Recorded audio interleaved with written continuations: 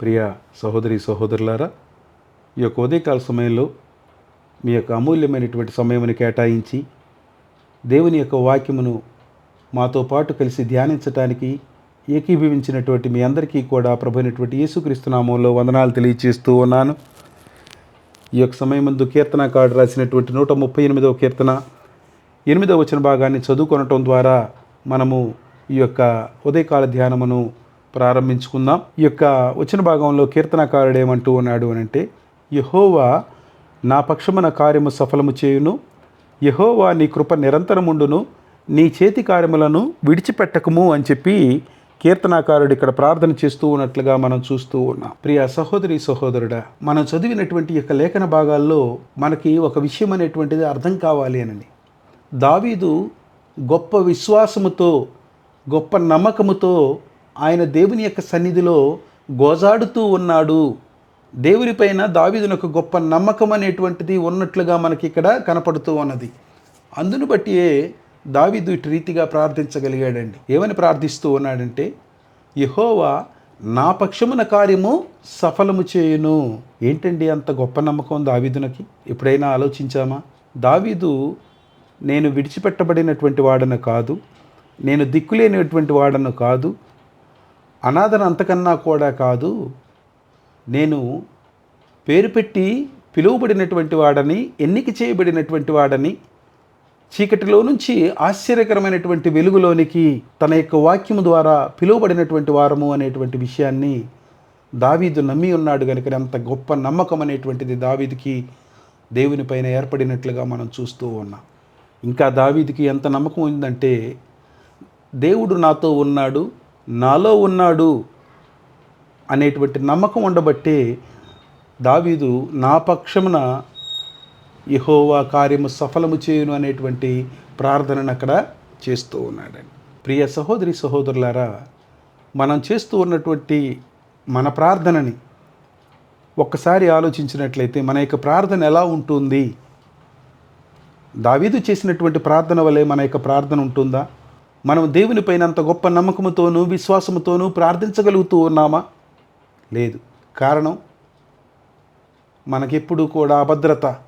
నేనేమైపోతానో, నాకేమైపోతుందో అనేటువంటి అభద్రత. మనం చేస్తున్నటువంటి ప్రార్థనలో ఎంతసేపు మనకున్నటువంటి సమస్యలను ఏకరువు పెట్టేటువంటి వారిగానే ఉంటూ ఉన్నాము ఈ యొక్క ఉదయకాల సమయంలో. నీవు ఎన్ని మార్లు ప్రార్థన చేసినప్పటికీ కూడా నాకు అది లేదు, ఇది లేదు, అది కావాలి, ఇది కావాలి అని చెప్పి ప్రార్థన చేస్తూ ఉన్నావు. కానీ నువ్వు చేస్తున్నటువంటి ప్రార్థనలో దేవుని పైన నీకున్నటువంటి నమ్మకం అనేటువంటిది ఎక్కడ వెల్లడి అవుతుంది? ఎక్కడ కనపడుతూ ఉన్నది? నీ సమస్యలే ఏకరువు పెడుతూ ఉన్నావు కానీ ఆ నమ్మకం అనేటువంటిదే కనపడట్లేదు. ఆ నమ్మకం లేకనే చాలామంది ఏమంటూ ఉంటారంటే, నేను ప్రార్థన చేస్తూ ఉన్నాను కానీ నా దేవుడు నా ప్రార్థన ఆలకించట్లేదు అంటూ ఉన్నారు. అది చాలా తప్పు అనేటువంటి విషయాన్ని మీరు గుర్తెరగాలని చెప్పి మనవి చేస్తూ ఉన్నాను. దేవుడు మనకంటే కూడా మన యొక్క భవిష్యత్తు గురించి ఆయన ఎక్కువ ఆలోచించగలడండి. ఎందుకు మన భవిష్యత్తు గురించి మనకంటే కూడా ఆయన ఎక్కువ ఆలోచించగలడు అని అంటే, తన చేతులతో నిన్ను నన్ను నిర్మించుకున్నటువంటి వాడు ఆయనే. ఆయన చేతుల చేత నిర్మించబడినటువంటి మనల్ని దేవుడు విడిచిపెట్టువాడా? లేదు కదా. ఆనాడు ఆదాము అవ్వ చేసినటువంటి ఆ యొక్క పాపమును బట్టి ఏదెను వనములో నుంచి మనము బయటికి పంపబడినప్పటికీ కూడా దేవుడు విడిచిపెట్టాడా? మానవుడైతే మేల్కొనక పాపము గోడవలే కట్టుకుంటూ పోయాడు. కానీ దేవునికి సంపూర్ణముగా దూరయిస్తుడైపోతూ ఉన్నప్పుడు దేవుడు ఎంతో చింతించి, అరే, నా చేతుల చేత నిర్మించబడినటువంటి నా యొక్క ప్రియ బిడ్డలు నా నుంచి దూరం అయిపోతూ ఉన్నారనేటువంటి వేదనతో తన ప్రియకుమారుడైనటువంటి క్రీస్తుని కూడా ఈ యొక్క లోకములో బలియాగముగా అర్పించటానికి ఆయన వెనుకడుగు వేయలేదు.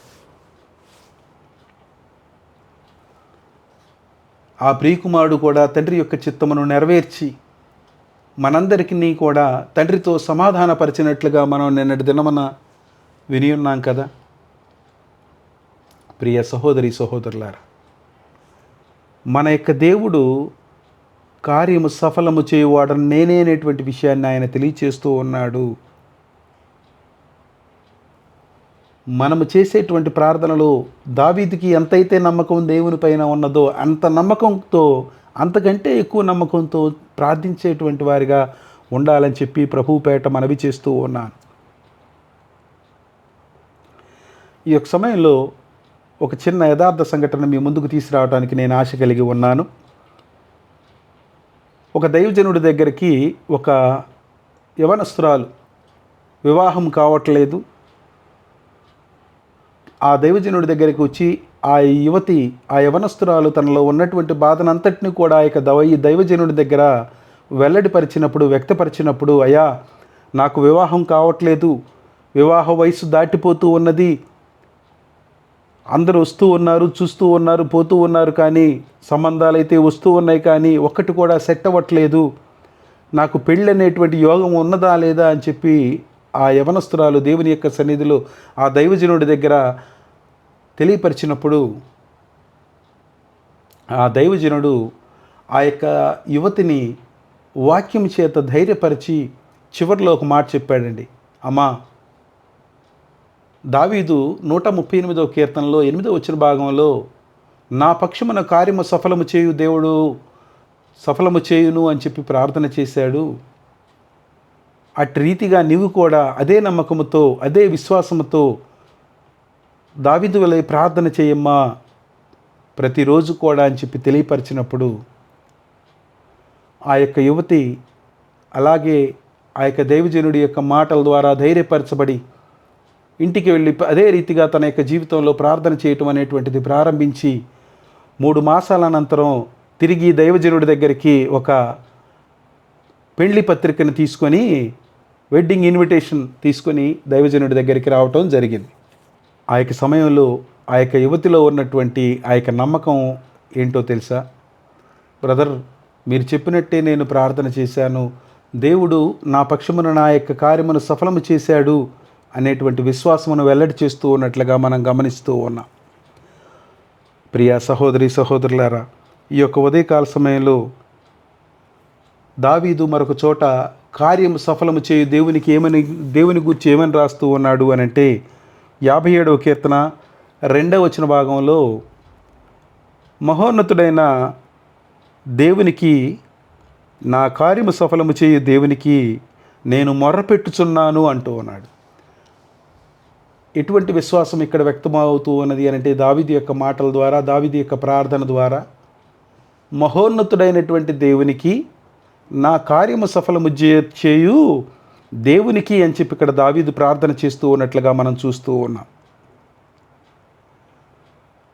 మన యొక్క దేవుడు నిజమండి, మహోన్నతుడు, శక్తిమంతుడు, బలవంతుడైనటువంటి దేవుడు, సమాధానాధిపతి. ఆయన కార్యము సఫలము చేయలేడా మన యొక్క పక్షాన అనేటువంటి విషయాన్ని మనము జ్ఞాపకం ఉంచుకోవాలి అని చెప్పి ప్రభువుపేట మనవి చేస్తూ ఉన్నాం. అందుకని ఈ 57వ కీర్తనలోనే మొదటి వచ్చిన భాగంలో దావీదేమంటూ ఉన్నాడు అని అంటే, నన్ను కరుణింపుము దేవా, నన్ను కరుణింపుము, నేను నీ శరణుజొచ్చి ఉన్నాను, ఈ ఆపదలు తొలగిపోవు వరకు నీ రెక్కల నీడన శరణుజొచ్చి ఉన్నాను అని చెప్పి ప్రార్థన చేస్తూ ఉన్నాడు. ప్రియా సహోదరి సహోదరులారా, చదువుబడినటువంటి లేఖనాల్లో ఈ ఆపదలు తొలగిపోవు వరకు అని అంటే నీకు శ్రమలు, కష్టాలు, బాధలు, ఇబ్బందులు కలిగినప్పుడైనా దేవుని యొక్క సన్నిధికి వచ్చేది. ఆ యొక్క ఉద్దేశాన్ని ఇక్కడ తెలియచేస్తూ ఉన్నదా? కాదండి. నీవెల్లప్పుడూ కూడా దేవుని యొక్క సన్నిధిలో గోజాడేటువంటి వాడిగానే ఉండాలి. అందును బట్టే దావీదు ఇక్కడ ఇట్టి విశ్వాసముతో ఈ శ్రమలు తొలగిపోవు వరకు కూడా నేను నీ రెక్కల నీడన శరణుజొచ్చి ఉన్నాను అనే విషయాన్ని వెల్లడి చేస్తూ ఉన్నాడు. దేవుడు మనకంటే కూడా మన యొక్క భవిష్యత్తు గురించి ఎక్కువగా ఆలోచించగలిగినటువంటి వాడు కనుక ఆయన మన యొక్క కార్యమును మన పక్షాన సఫలము చేయువాడు అనేటువంటి విశ్వాసం అనేటువంటిది నీలో, నాలో, మనందరిలో కూడా రావాలి. ప్రియ సహోదరి సహోదరులారా, ఈ యొక్క ఉదయకాల సమయంలో మనము దేవుని యొక్క గ్రంథంలో నుంచి ఇద్దరు వ్యక్తులు చేసినటువంటి ప్రార్థనను మీ ముందుకు తీసుకురావడానికి నేను ఇష్టపడుతూ ఉన్నాను. ఇద్దరు వ్యక్తులు దేవుని ఆలయానికి వచ్చి ఏమని ప్రార్థన చేస్తూ ఉన్నారో చూద్దాం. మొదటివాడు పరిసయ్యుడు. పరిసయ్యుని యొక్క ప్రార్థన మనం గమనిస్తూ ఉన్నప్పుడు ఆ ప్రార్థన ఏమని చేస్తూ ఉన్నాడు అంటే, ఆ యొక్క పరిసయ్యుడు నిలువబడి, దేవా, నేను చోరులను, అన్యాయస్తులను, వ్యభిచారులనైనను, ఇతర మనుషుల వలనైనను, ఈ సుంకరి వలనైనను ఉండనందుకు నీకు కృతజ్ఞతాస్తుతులు చెల్లించుచున్నాను అంటూ ఉన్నాడు. చూడండి, ఈయన తనను తాను హెచ్చించుకున్నట్టుగా మనకి కనపడుతూ ఉన్నది ఈ యొక్క పరిసయ్యుడు. అదే పక్కనే సుంకరి ప్రార్థన చేస్తూ ఉన్నాడు. సుంకరి ప్రార్థన చేస్తూ ఏమంటూ ఉన్నాడు అని అంటే, సుంకరి చేసినటువంటి ప్రార్థనలో, పాపినైనా నన్ను కరుణింపుము. ఏమని ప్రార్థన చేస్తూ ఉన్నాడండి? పాపినైనా నన్ను కరుణింపుము అని చెప్పి ప్రార్థన చేయటం ద్వారా సుంకరి యొక్క ప్రార్థన అనేటువంటిది ఆలకించబడి అతడు నీతిమంతుడిగా తీర్చబడినట్లుగా మనము చూస్తూ ఉన్నాం.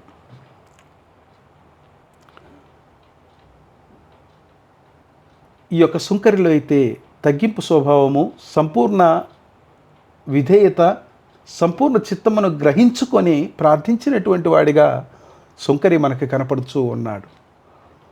ఈ యొక్క పరిసయ్యుడైతే తనను తాను హెచ్చించుకున్నటువంటి వాడిగా ఈ యొక్క పరిసయ్యుడు కనపడుతూ ఉన్నాడు. ప్రియ సహోదరి సహోదరులారా, దేవుడు కోరుకుంటున్నది తగ్గింపు జీవితమా, హెచ్చింపు జీవితమా? ఒకసారి నీకు నీవే నీ యొక్క హృదయానికి ప్రశ్న వేసుకొని పరిశీలించాలని చెప్పి మనవి చేస్తూ ఉన్నాను. మనము దావీదు వలె ఎందుకు ప్రార్థన చేయలేకపోతూ ఉన్నాం? మనము సుంకరి వలె ఎందుకు ప్రార్థన చేయలేకపోతూ ఉన్నాము అని అంటే, మనలో తగ్గింపు స్వభావం అనేటువంటిది, సంపూర్ణ దేవుని యొక్క చిత్తాన్ని గ్రహించటం అనేటువంటిది మనకి చేత కావట్లేదు. దేవుని యొక్క చిత్తాన్ని నీవు గ్రహించలేకపోతూ ఉన్నావు. సంపూర్ణముగా దేవుని యొక్క పాదాల చెంత నీవు విధేయతను కనపరచలేకపోతూ ఉన్నావు ఈ యొక్క ఉదయకాల సమయంలో. అందును బట్టి నీ యొక్క ప్రార్థన అనేటువంటిది పరిసయ్యుని ప్రార్థన వలె ఉంటూ ఉన్నది. నీ యొక్క ప్రార్థనకి జవాబులనేవి రాకుండా అలాగే మిగిలిపోతూ ఉన్నవి అనేటువంటి విషయాన్ని నీవు గుర్తిరగాలని చెప్పి ప్రభువుపేట మనవి చేస్తూ ఉన్నాను. మన యొక్క జీవితాల్లో మనం నేర్చుకోవాల్సింది ఏంటంటే, వింటున్నటువంటి వాక్యం ద్వారా మనమందరము మనల్ని మనము తగ్గించుకొని సంపూర్ణ సమర్పణ గలవారమై మన కార్యము సఫలము చేయు దేవునికి మొరపెట్టేటువంటి వారిగా ఉండాలి.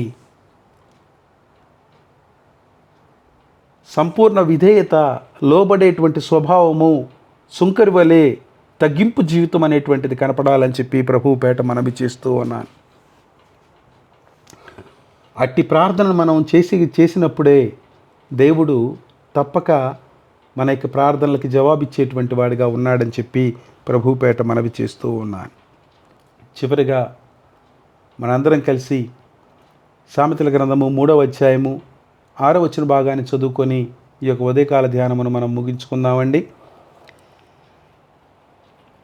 ఇక్కడ జ్ఞానైనటువంటి సొలొమోను ఏమని తెలియచేస్తూ ఉన్నాడు అని అంటే, నీ ప్రవర్తన అంతటి యందు ఆయన అధికారమునకు ఒప్పుకోనుము, అప్పుడు నీ త్రోవలను సరళము చేయును అని చెప్పి మనం ఇక్కడ చూస్తూ ఉన్నాం.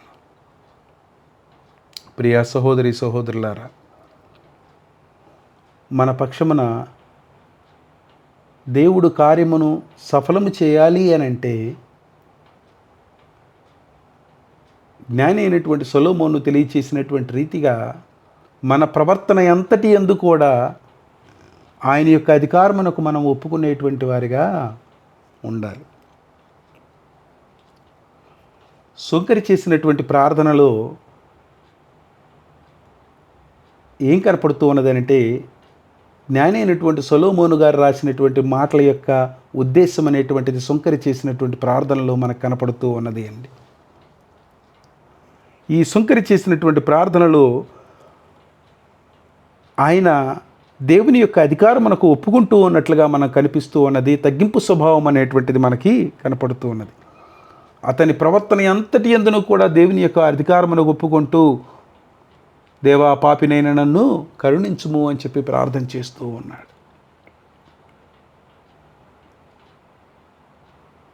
ప్రియ సహోదరి సహోదరుడా, అప్పుడు మాత్రమే నీ యొక్క త్రోవలు సరళమవుతాయి అనేటువంటి విషయాన్ని నీవు గుర్తిరిగి, అప్పుడు మాత్రమే దేవుడు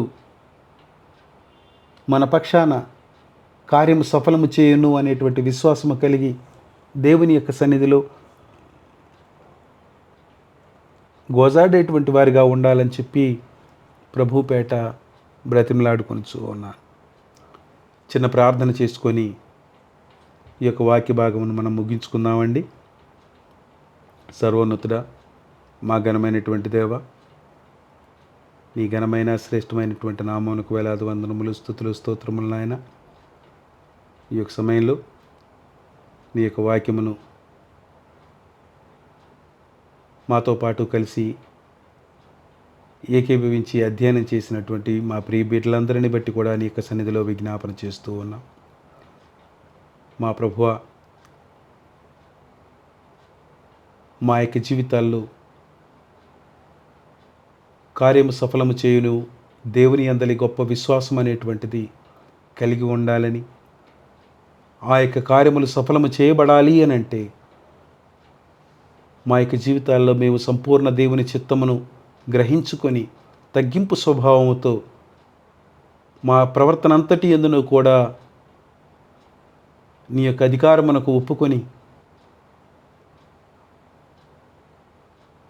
మీకు లోబడేటువంటి వారిలాగా ఉండులాగా మీ యొక్క కృపను మాకు అనుగ్రహిస్తూ ఉన్నందులకై వందనాలు చెల్లిస్తూ, మా యొక్క త్రోవలను సరళం చేస్తూ ఉన్నందుకు నీకు కృతజ్ఞతలు చెల్లిస్తూ, నాయన మా ప్రియ బిడ్డల్లో ఇంకా ఎవరైనా వారి యొక్క జీవితాల్లో తండ్రి పరిసయ్యుని వలె హెచ్చింపు స్వభావం కలిగి ఉన్నట్లయితే వారి యొక్క హృదయాల్లో కనువిప్పును కలిగించమని ప్రార్థన చేస్తూ ఉన్నాం. వారి యొక్క మనసులను మార్చమని ప్రార్థన చేస్తూ ఉన్నాం. వారిలో తగ్గింపు స్వభావము, సంపూర్ణ దేవుని చిత్తమునకు విధేయులయ్యేటువంటి భాగ్యాన్ని బిడ్డలకు అనుగ్రహించమని, మేము తిరిగి రేపటి దినమున ఆత్మీయంగా కలుసుకొని పర్యంతం వరకు మీ యొక్క భద్రత, కాపుదల, క్షేమమును మా అందరికీ అనుగ్రహించమని మా ప్రభువును రక్షకుడును ప్రభునటువంటి యేసుక్రీస్తు నామముపేట బ్రతిమలాడి వేడుకొంచున్నాము తండ్రి. ఆమెన్. ఆమెన్. అందరికీ వందనాలండి.